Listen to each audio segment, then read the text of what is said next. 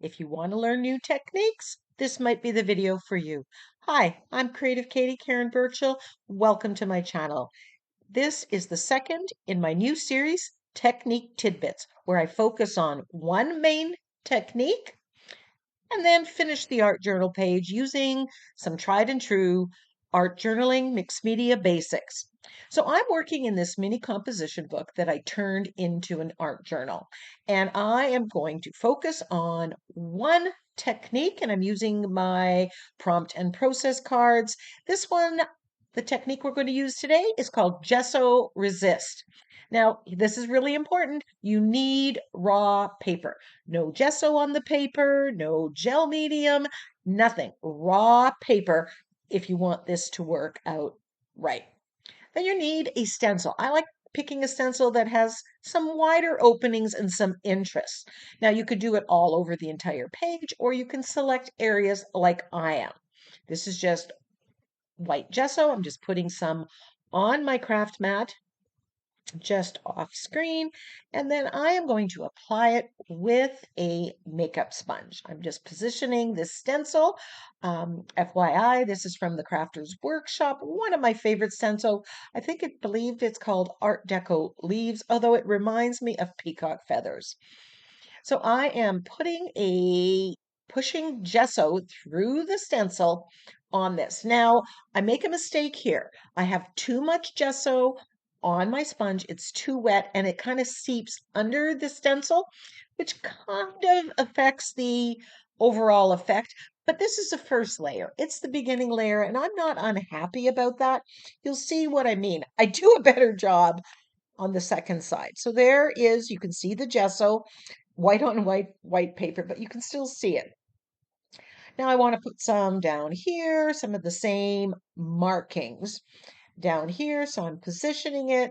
And this time I'm being a little bit more mindful of the fact that I do not want too much gesso or white paint on my makeup sponge. And I'm not pressing down hard because I do not want it to seep through. I actually want to see this pattern peek through once we finish this. So I'm going a little bit more careful here. But I've made the mistake, so you don't have to. So there we have the gesso applied through the stencil on the raw paper on both sides. And I'm going to give this a quick dry and we'll come back. So we are back. I'm just putting some papers in between the pages to kind of minimize the gunk. And I'm going to use cobalt blue, yellow green, and bright aqua. And I'm going to apply that with a makeup sponge, wet on wet. I know these colors play well together. They're not going to make a mess. I'm kind of, because that stencil reminded me of peacock feathers, I'm kind of choosing that color scheme. This is a winning color scheme that I often use. So I'm just applying it. Now you want to work fairly quickly when you're doing the gesso resist.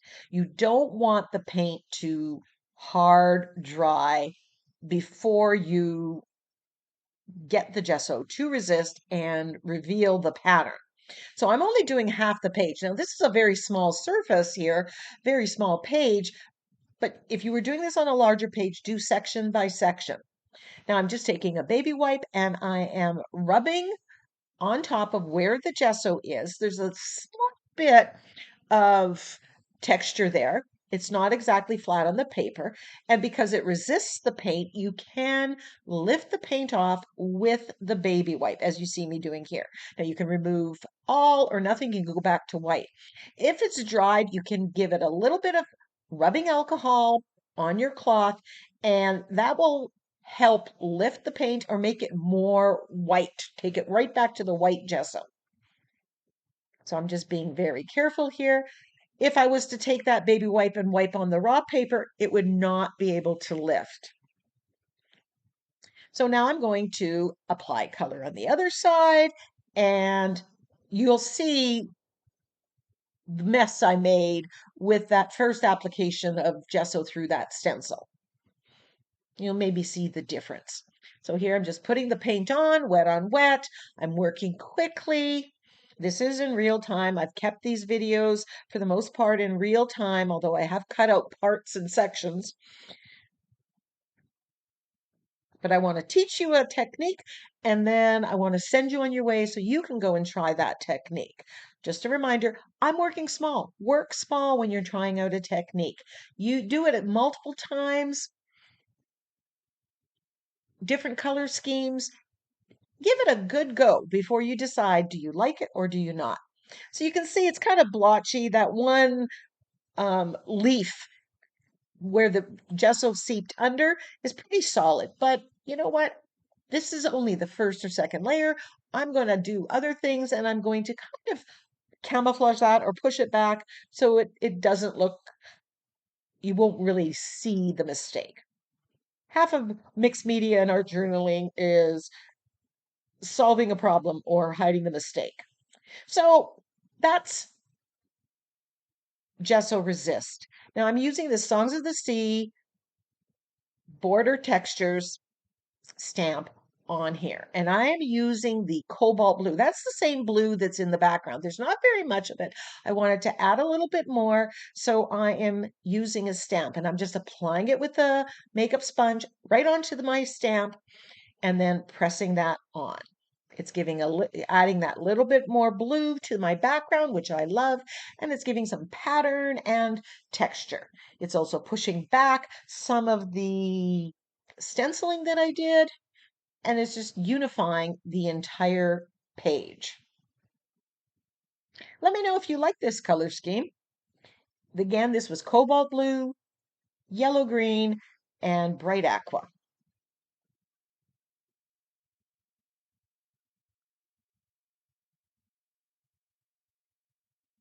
I'll link the video where I show how I turned this mini composition book into this art journal that I'm using to showcase different techniques.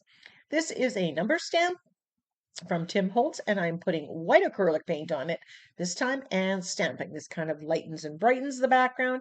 Again, adds another pattern, some more interest to the background.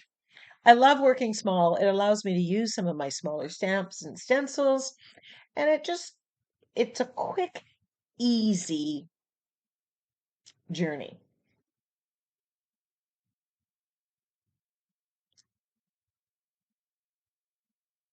Now, the stamps that I use to put acrylic paint on, I do spray them with Murphy's oil soap and I wash them right after I use them because you do not want that acrylic paint to clog up and destroy your stamp.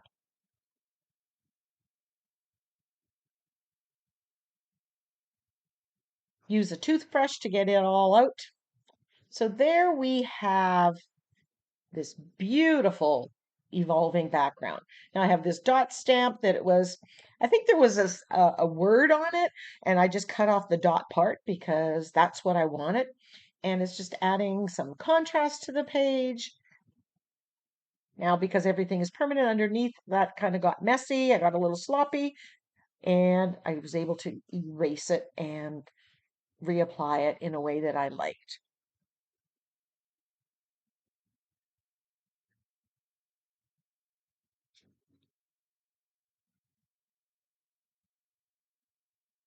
So we have three colors in the background, and then we use black and white.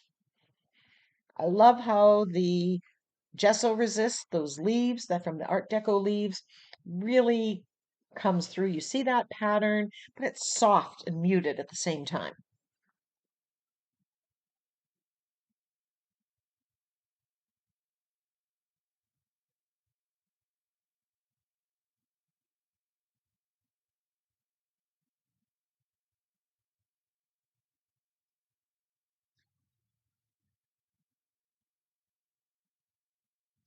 Now I'm edging the page with black acrylic paint. And when I add that, it really ties in the black that I stamped in there, and it just makes the whole page look unified. I love edging the page. I do it 99.9% of the time. I just find that it just brings it all together. I'm using my angle brush and a very loose form of the floating acrylic shading technique. If you're learning how to shade with that technique, doing the edges is a good way to practice because it's very forgiving.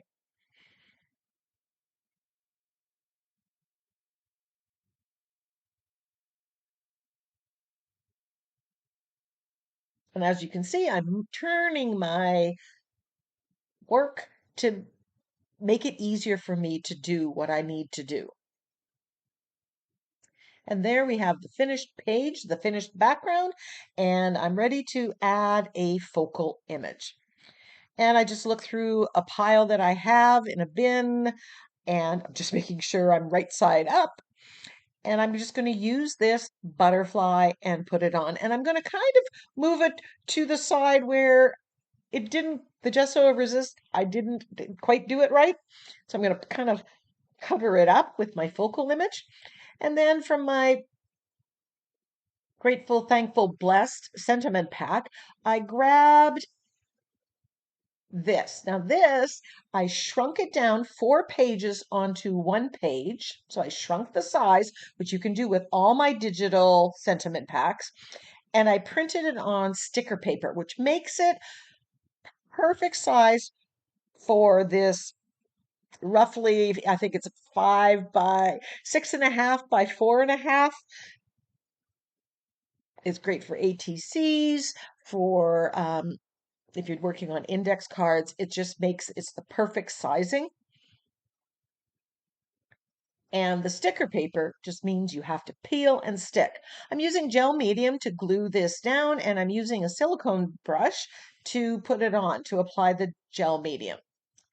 Then here we go. All I have to do is peel off the backing, which sometimes is easier said than done, especially on camera. You can use tweezers if you need to. I do get it. Patience.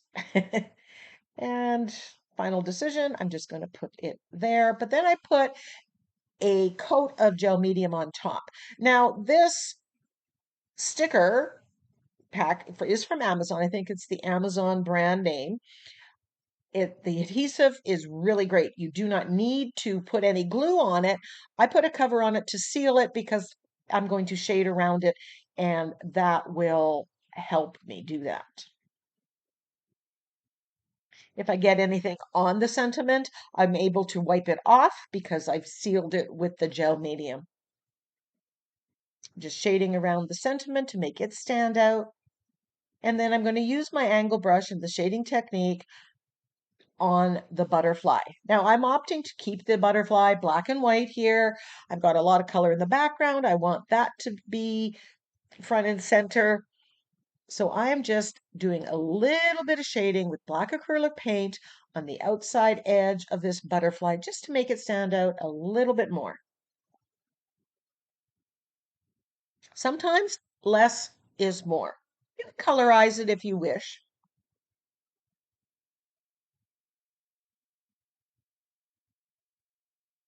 But the black and white on the butterfly ties in with the black and white in the background, ties in with the shading around the edge. Again, you want everything on your page to work together.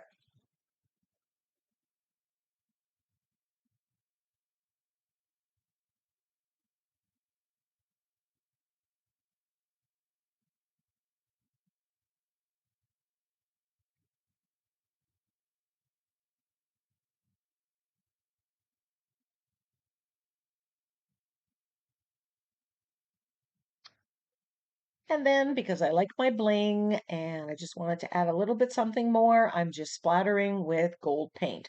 I mix up acrylic gold paint in this little tub and with water, and I use it for splattering. And I like using a fan brush to do the splatter.